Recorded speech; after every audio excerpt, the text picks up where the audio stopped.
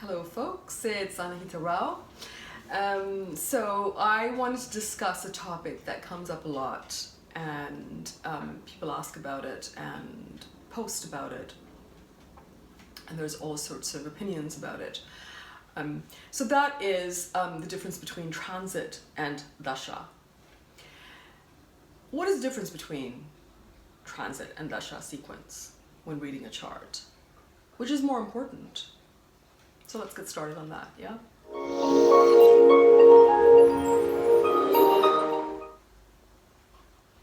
Now, to those that are new to Vedic astrology, the word that you've probably often come across is Mahadasha. Now, I'm not going to go into details about how to calculate it because that's quite technical.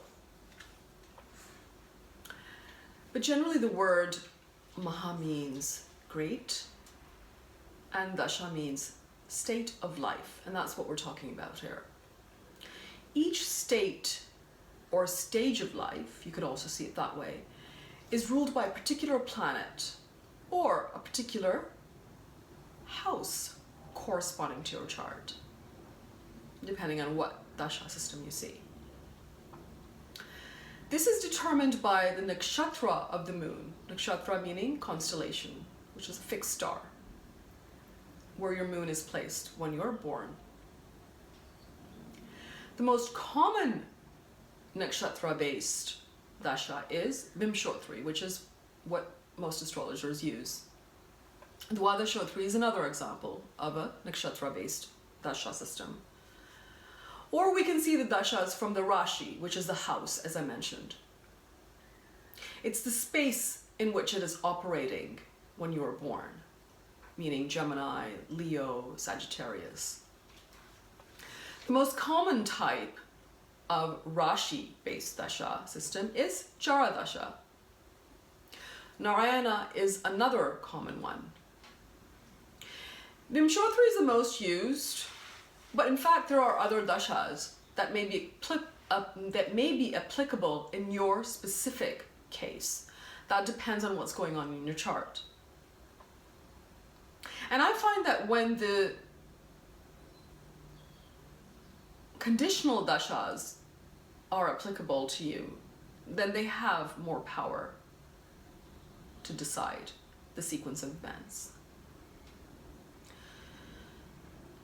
Now, basically, the Mahadasha operates as the background. It's the main foundation from which we judge a chart. Why is it so important? Because what it does is it activates that particular planet in the chart. Yeah? And even the Rashi-based dashas that are activating the house, like Gemini, Scorpio, Leo, first, they will activate the planet in that space, and then that space itself. So you have to remember that as well. The planet is the force, the energy. The house or the Rashi is a field where the energy is being played out. Yeah? So when you're going through a certain dasha, it activates a particular planet in your chart. And you will notice at the end of a dasha and at the beginning of a new one, your energy will shift. So when you're in a Saturn dasha, you will become Saturn.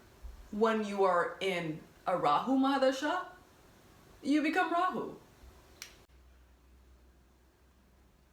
This is why if you notice, when you're in a challenging dasha, or it could be a dasha of a malefic planet, for instance Mars, you may have problems in relationships because Martian energy is not at all good for relationships. So then people are responding to you differently all of a sudden.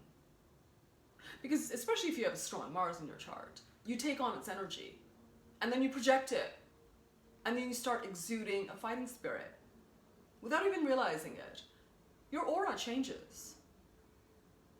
So the energy shift that takes place in our psyche, in our mind, can easily be seen from the dasha sequence. And it doesn't happen overnight. Your aura changes slowly.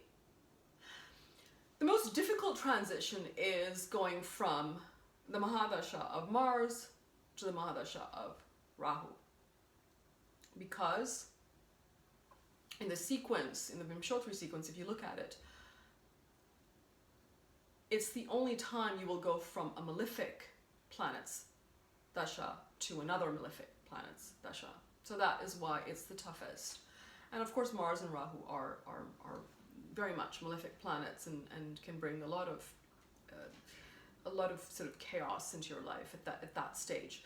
So when that transition happens from Mars to Rahu, it can take at least 12 months, 12 to 16 months, I would say, for you to really make that change over from the Martian energy to more of the Rahu energy. So now, if we're becoming the planet ourselves, we have to see the transits from that planet's perspective. This is why when you're going through the Saturn Mahadasha, you should pay attention to Saturn's transit. Because if you are Saturn, and if you've become Saturn, and that energy has become a part of you, then you will respond the most to Saturn's movement in the sky. And you will quickly identify with it on an energetic level. So this is why Dasha will always be more important than transit. Yeah. Now, with transits, the main reference point to examine a transit is the moon, as that corresponds to our mind. And I think that the transit should be seen from the moon in the Rashi as well as the moon in the Navamsha to get a really clear picture of its impact. Of course, we can also see results from Lagna in the transit, which are more material results visible to the world.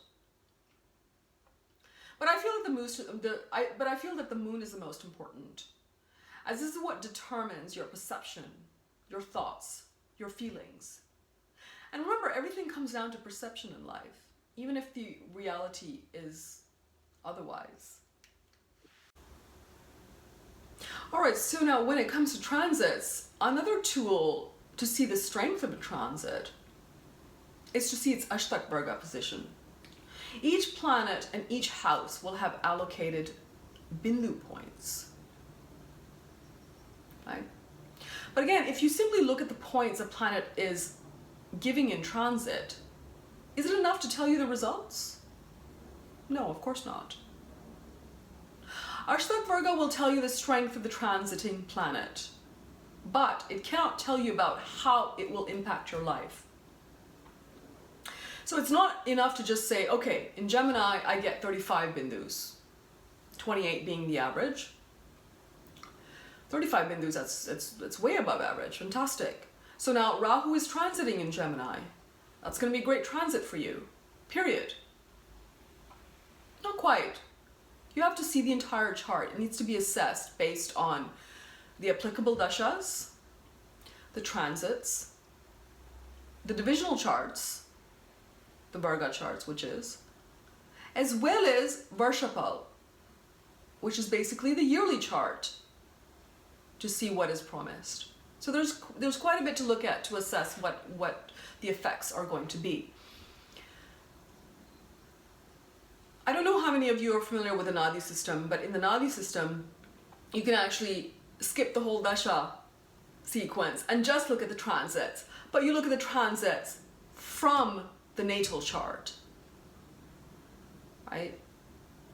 So for example, if you have Jupiter in Libra in your natal chart, right now it's going through Scorpio, that's a second house transit, for example. If a major planet like Jupiter and Saturn is impacting your moon, then you can look forward to a residence change. If it is impacting Saturn, you can look forward to a career change, because Saturn signifies career, and that's what sort of the Nadi system works around. But otherwise, the Dasha sequence is of primary importance, and most astrologers will use the Dasha sequence first and foremost. With the transits, as I mentioned, I would look at it from the moon in both D1 and D9. So your Rashi chart and your Navamsha chart. So now I've been asked to make transit videos, but in fact I write a detailed monthly forecast of what's going on, including the position of the moon, the full moon and the new moon, etc. So you can go to my website, anahitarao.com, you can subscribe to it as well, and you will get an email when I have posted that monthly transit. I'll put a link below so you can have a look at that. So now you can probably understand why astrologers will seldom agree on what's happening in your birth chart when they're giving you a reading. You go to one, they tell you one thing, then you go to another, they say something else entirely. Ultimately, you need to fine-tune your own intuition to understand what the astrologer is telling you, and which points to take with you, and which points to just simply disregard. Because that's important. I mean, that's where your discrimination comes into play. There are many astrologers out there, I mean, doing this for various reasons, right? So now when consulting an astrologer, it of course is important to see if they are knowledgeable. Yeah, obviously. But there's other factors that are just as, or maybe even more important than how much knowledge they have. They should be ethical, according to me. Right? So they're not giving you a reading based on fear and superstitions so that you keep coming back because you're so shaken by that reading that you're so scared that you need further guidance. And the first question, according to me, is what you need to ask is not where they went to school, but rather what daily spiritual practice do they have in their life? Right? Are they practicing what they preach? Ultimately, in any case, you will end up meeting that astrologer with whom you have a karmic link of some sort at the specific time and a specific place when you need an answer that perhaps only they can give you.